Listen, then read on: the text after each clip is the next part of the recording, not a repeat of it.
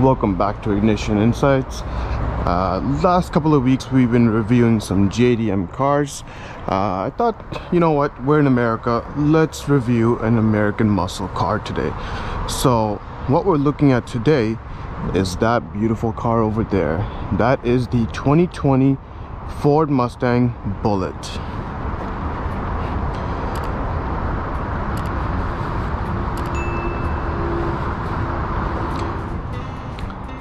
So the name Bullitt comes from the 1968 film starring Steve McQueen named Bullitt. And as we all know, the Mustang was born in 1964, and in the late 60s you had the likes of Lilo Coca and Carroll Shelby who were putting together these performance-oriented Mustangs such as the GT350, 350R, and of course the GT500. And then you have the Bullitt, which had such a unique, of course, because the Bullitt was given its birth at the time of that film, and it was for the film. It has kind of a Hollywood trademark to it. So this is kind of a special car here. The Bullitt itself came back in 2001, limited production, of course, for that single year. I think it was limited to roughly 5,000 units. That was also a great Mustang. And then it also came back in 2008 with the S197 chassis, and that chassis was kind of the generation where the Mustang went to the gym. It just looked very muscular. It looked like a true American muscle car, and it resembled the original Mustang just a little bit more. And again, that one was very popular. It carried the Highland Green forward, and again limited to 2008, 2009 in production, roughly 5,000 to 6,000 units. And then you have this S550 Mustang for Bullitt, and this Bullitt is absolutely incredible. I've been driving it for a week, and frankly it's just absolutely incredible. The subtle design cues, the uniqueness of this car really makes the Mustang name pop. Frankly, if I was in the market for a Mustang, this is the one I would buy, but let's get into that a little bit later on. But let's do the walk around, of course, as usual. This, again, you have that beautiful green color. It's not so bright right now, so you can't tell how special this and how unique this green color is, but when the sun shines on it from different angles, it kind of gives a sparkly, glittery effect, and it looks beautiful.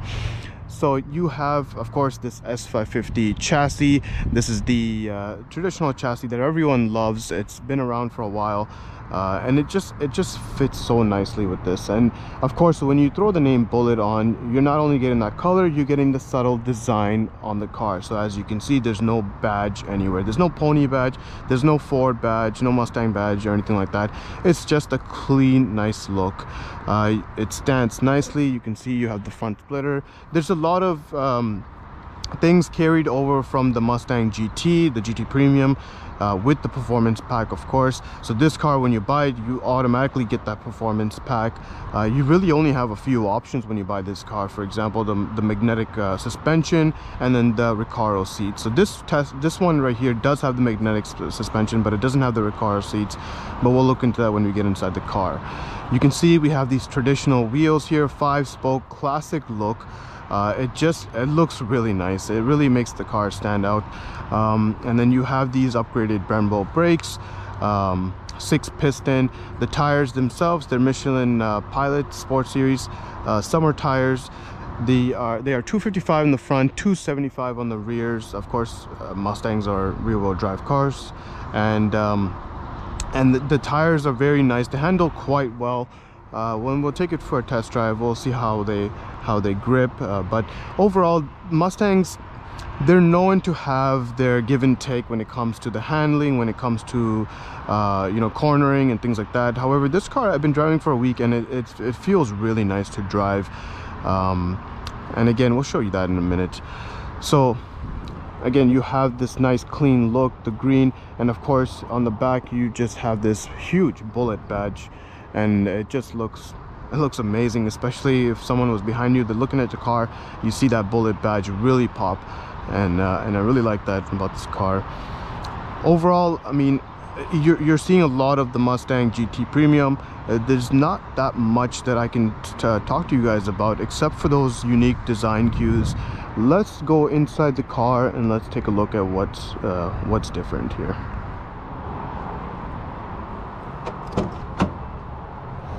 So here's the traditional seats that I was talking about that come with the car. I would kind of recommend these seats just because you get the cool and heated function. But of course you can opt in for the Recaro seats. It's about $2,000 extra, and they'll really keep you in place, really keep you bolstered in. But if you live in a hot state or a hot country, I would recommend just sticking with these ones because that cool function is nice. Yeah, so we're inside the Bullitt cabin. Of course, this is very familiar if you ever sat in a traditional Mustang with this generation. Besides a few design elements that have changed, for example, of course, the one that's standing out right in front of us is that Bullitt badge on the steering wheel. I absolutely love the way it looks, the way it stands out. Again, you have this white shifter, this cue ball shifter. It looks great. It's a very unique touch, and it pays homage to that original Mustang in the film that also has this shifter. You have that Bullitt label over here with the chassis number, but besides that, it's kind of familiar territory. If you sat in a Mustang in this generation, not much else has changed. You still get this manual parking brake. It's too bad that most cars don't make it like this anymore. And then you're still getting that Sync 3 system in here, the toggle switches on the bottom here. Let's start up the car and let's see how it sounds.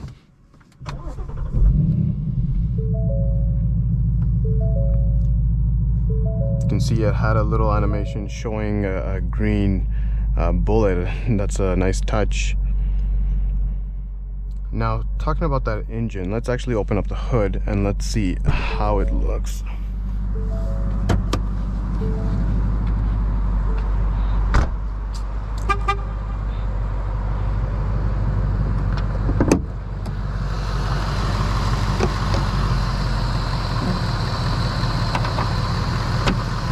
Okay, so of course we're looking at that traditional pony engine here. You have a 5.0 liter V8 dual overhead cam, 32 valves.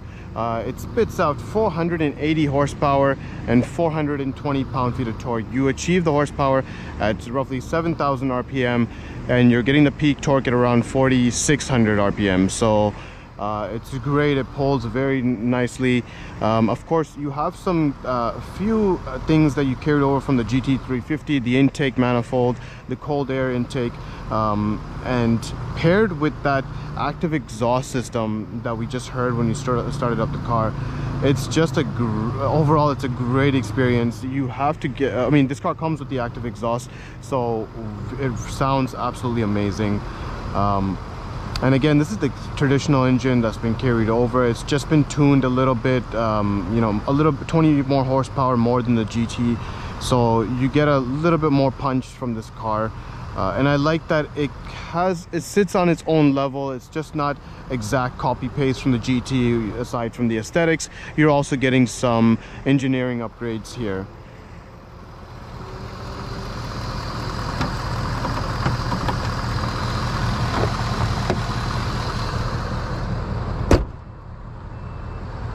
The overall body itself, you have 54 inches in height, you have 188 inches in the length, and then you have I believe 77 inches on the width. So this is a traditional Mustang fastback body style.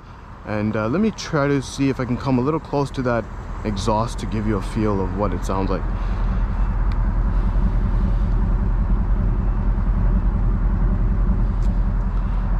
Even while idling, you can tell it has that rumble. It has that it's just ready to be unleashed. Even when you're sitting in the car, actually, and while the car is idling, if you just keep your hand on the shifter, it shakes just a little bit. So that's when you know you have a car that's ready to be unleashed.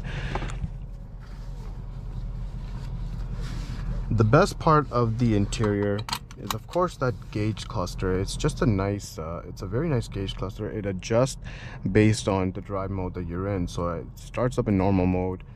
I kind of wish that it starts up in, or at least give you the option to start up in my mode, so that you can kind of, I think most people just configure the settings to their own likings, and you can do that in this car. You can throw on heavy steering with the track exhaust, with the sport suspension as well. So it's just you can configure the drive modes to your liking, and then you can save it, and then you can kind of flip to it as you please. And you can configure the drive mode here with this toggle.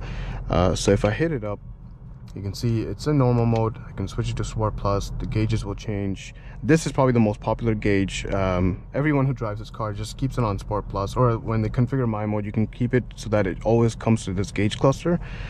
And this is a nice design. It wraps around the gear shifter, and it's funny because you have such a long stretch. Again, you have 74 RPM, 7400 RPM, and if you're shifting around 4, even 4.5, like, you're barely making it past that gear indicator. So it's just it's funny how that looks, but it's just a nice look the way it just wraps around overall.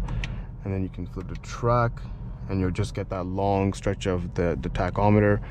Even gives you a little indicator saying, for track used, you check the manual, see how to drive this car appropriately and safely. And again, this is a Mustang rear-wheel drive, so you have to be careful how you drive this car, especially in local roads and especially on the highway. So just be mindful of that.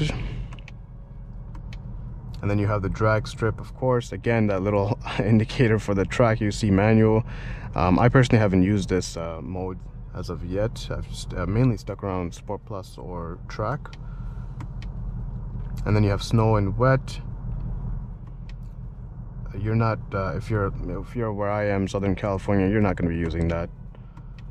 And then again, back to normal. I'll switch it into Sport Plus for now to really open up that exhaust.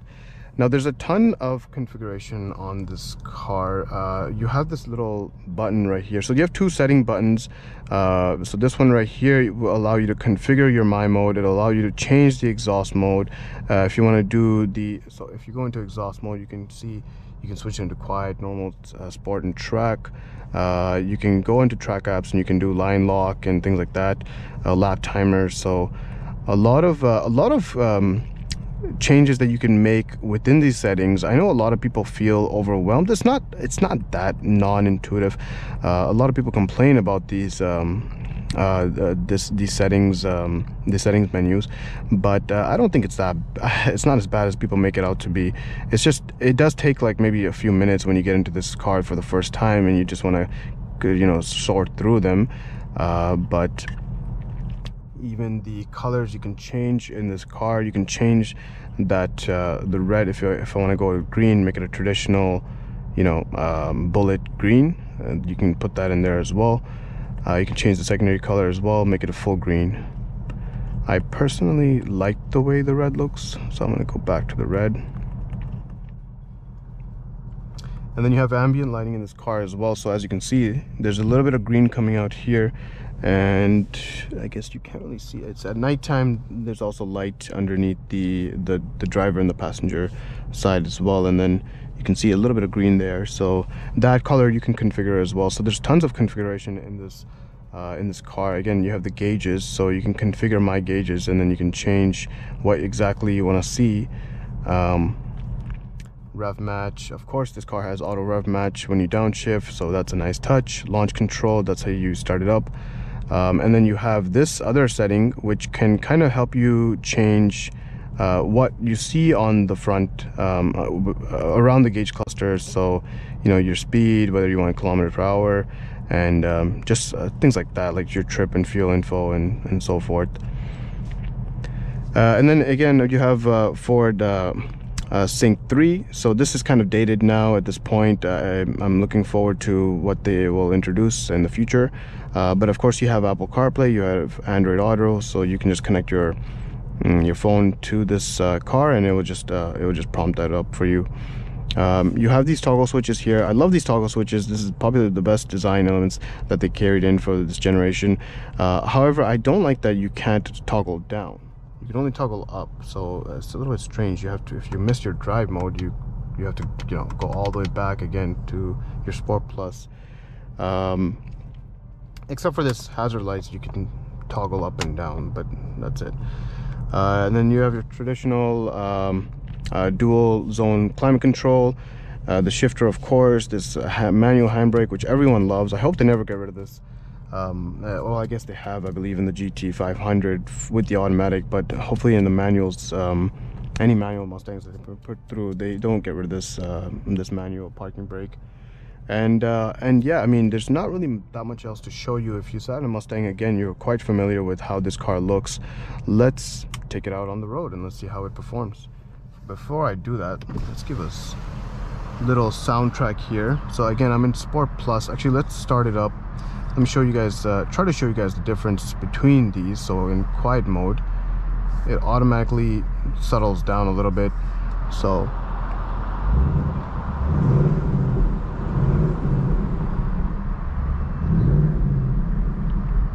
let's see, normal mode. Yeah, you can hear a little bit more grumble in that, a little bit more bass. Kick into sport. It revs a little faster, you can see. And then track. The car just is shaking a little bit more in track. Like, I'm not sure, you guys probably can't see it, but something that I feel is just so shaky. It's just such a visceral sound. That active exhaust is definitely worth it in this car. Let's keep it on sport. It is early in the morning, so don't want to go too loud.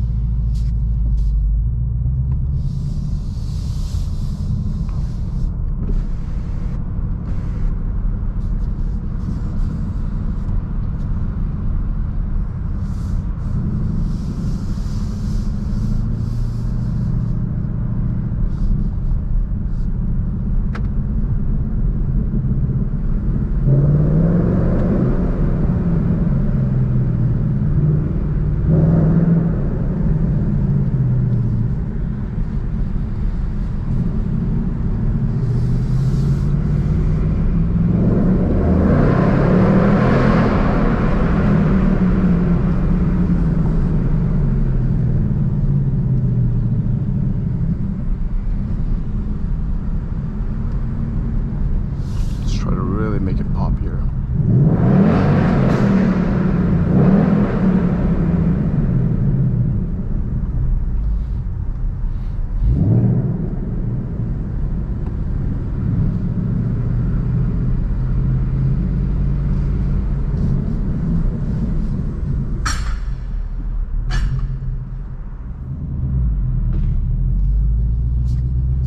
So you guys are hearing that exhaust and it just sounds absolutely incredible.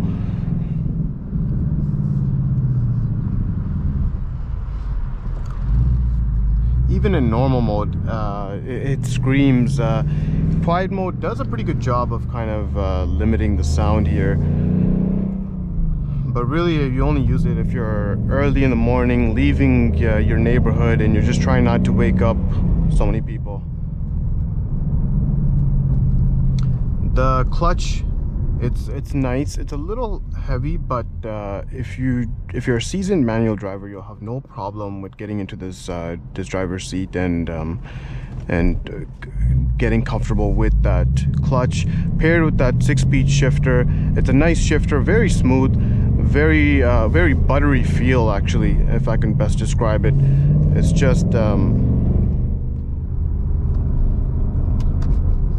a nice feeling, especially with that white perfect circle cue ball feel. It's kind of like a glossy feel here.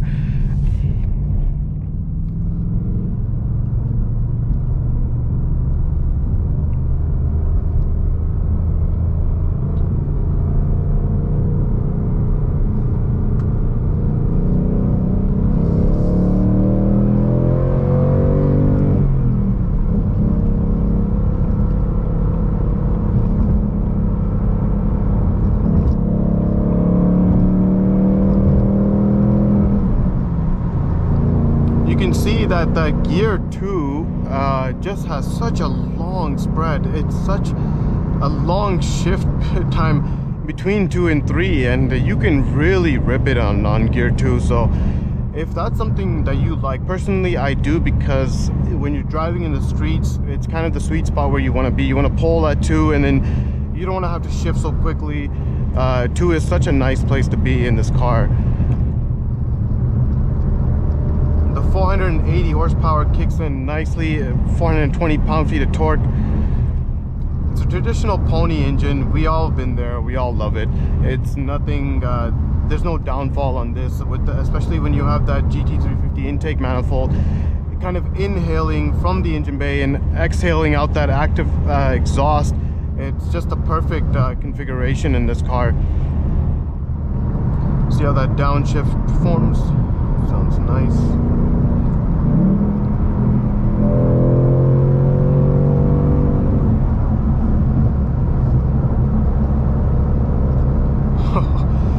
The sound of that exhaust, when you buy this car, or when you buy even the GT Premium, and you get that active exhaust, it's the kind of car that you want to drive all day just to hear it roar, and frankly you get lost in that sound. It's a variable valve timing, it's 32 valves in that engine, and you really hear that grumble. Even when you're idling, you can hear it grumble, like in a certain way, in a certain annotation, and it's such a unique feeling that you get out of these cars, and that's truly represents American muscle to its core. And this is like American muscle, America on steroids. Actually, the GT350 would be on steroids. This is more on supplements, your protein and things like that.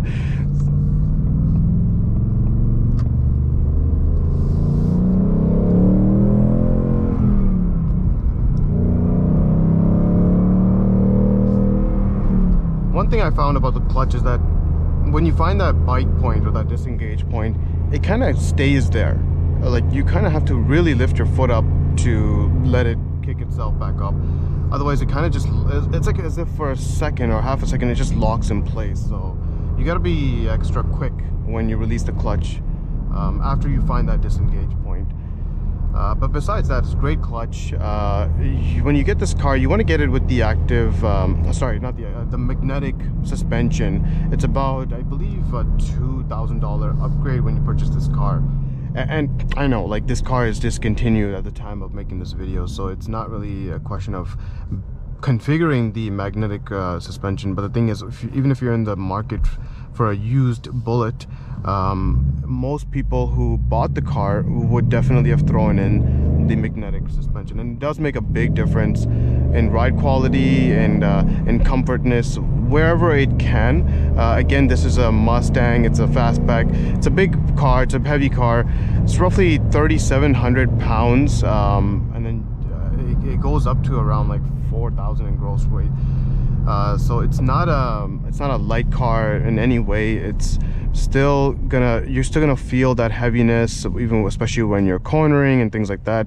It's gonna put a little bit of a drag, or a little bit of a disadvantage, I would say, when you're performing any kind of spirited driving. But again, you have that 5.0 engine, V8 that just kicks it up a notch.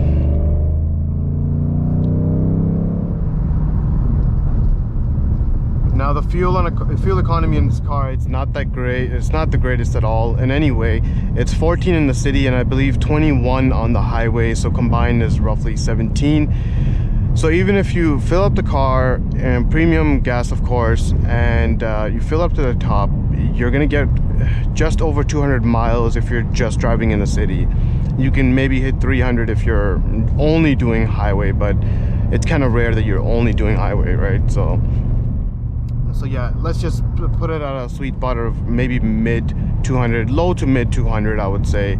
So it's not the best. At the time when these cars are being offered, when you buy the car, you actually were hit with $1,000 guzzler tax as well. So it's just it's not the best on gas. But again, you're not buying the cars for fuel economy, or you're not buying it for to save on gas. Obviously, you're buying this car so that you get that full rich experience. And frankly, I would sacrifice the fuel economy a little bit to get that experience.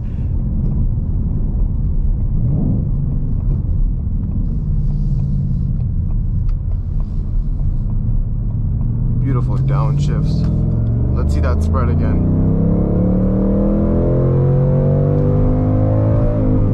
Whew. Holy. That's the kind of experience you need, especially when you have a V8. I mean, I love that spread and I just can't get enough of it. That's where I want to live.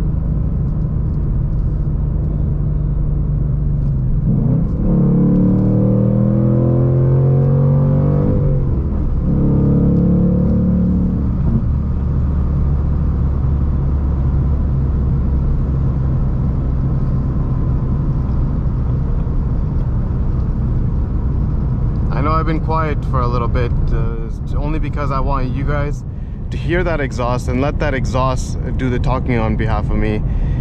And as you can tell, it's just it has its own language, it has its own sound that it wants to scream, it wants to roar.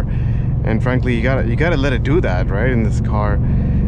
Just be mindful when you're driving it through local roads, or in between residential areas. Try to flip it on the quiet mode. I know, it does get really loud. Like the video doesn't really showcase it that much, because again, the mic is not so strong, and I have the windows up as well. But when you hear it come down the street, it's just and when the sound echoes off the buildings, I mean, it gets really loud.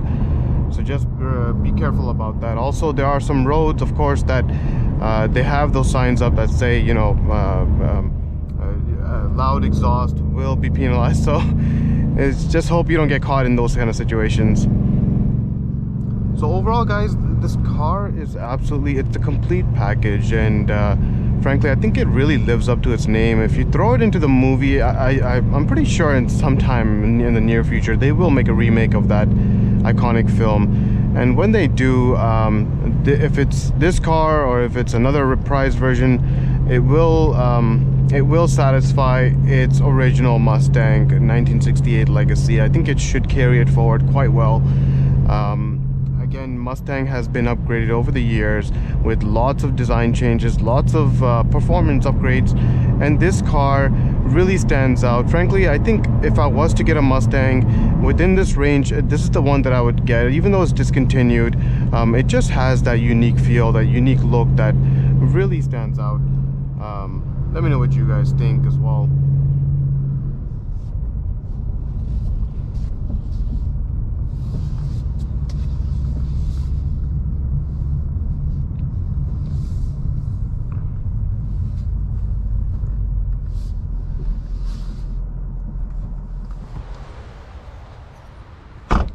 So guys, there you have it, the Ford Mustang Bullitt. Absolutely an incredible car to own, to drive. Unfortunately discontinued now. They'll probably make a comeback, when, I don't know, 10-15 years down the road, when you have maybe 2 or 3 more generations ahead of Mustangs. However, this is kind of replaced by the Mach 1. The Mach 1 has its own performance levels, but you can find it in that same category, below the Shelby GT350, but above the GT Premium. But however, this is the car that I love, and it's because of its uniqueness, its subtle design cues. I just love that it's debadged, that it's stance, the wheels as well, the rims, their classic look, a very retro style. The Bullitt badges on the inside of the steering wheel, the rear as well, and overall it's a nice package, especially with this dark Highland green. And the fact that it also has a little bit of a movie history behind it, the fact that it has its own little value, like the Mustang, the 1968 classic Mustang that's been driven by Steve McQueen himself, kind of adds a badass name to this car.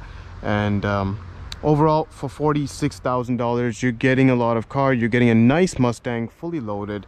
You can just throw on the magnetic suspension and the tech features and things like that, but overall it's a great car. Let me know what you guys think. Let me know what your opinions about this car and which Mustang you prefer in this lineup. Thank you so much for tuning in. Till next